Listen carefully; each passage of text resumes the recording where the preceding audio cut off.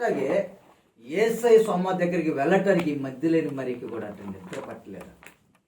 ఎప్పుడెప్పుడు వెళ్దామా, ఎప్పుడెప్పుడు వెళ్దామా.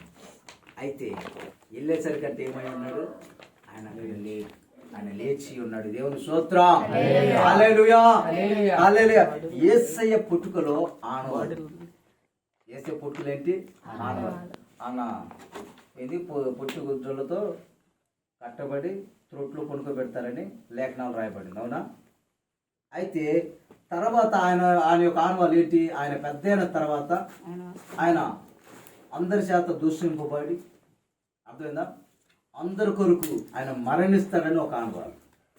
మూడోది ఏంటంట, ఆయన మరణించి తిరిగి లెగుస్తాడని ఆనవాళ్ళు. దేవుని స్తోత్రం.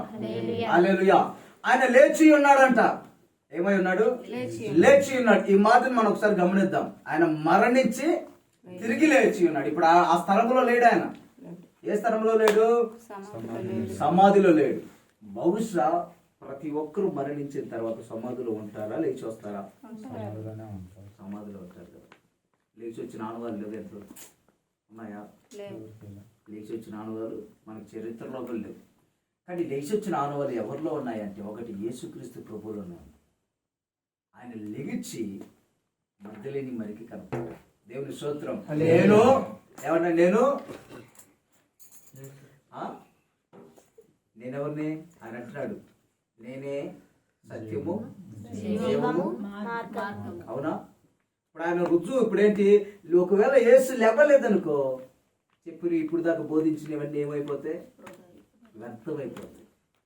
వేసి చూడండి, మధ్యలేని మరికి కనపడితే, స్పష్టంగా కనపడితే వచ్చి శిష్యులకు చెప్తాంటే ఆ మాట నమ్మలేకపోయారు.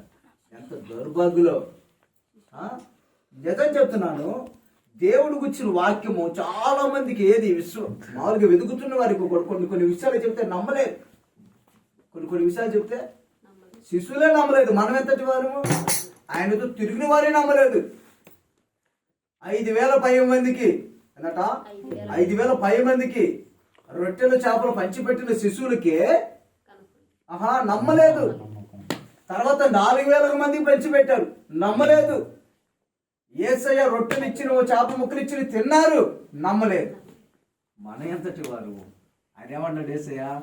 మీరు నేను చేసే కార్యాలు గ్రహించరు, చూడరు, కానీ నేను ఇచ్చే రొట్టె ముక్కలు చేపల కొరికి మీరు నన్ను నమ్మడిస్తున్నారంటాడు. నేను కొరకట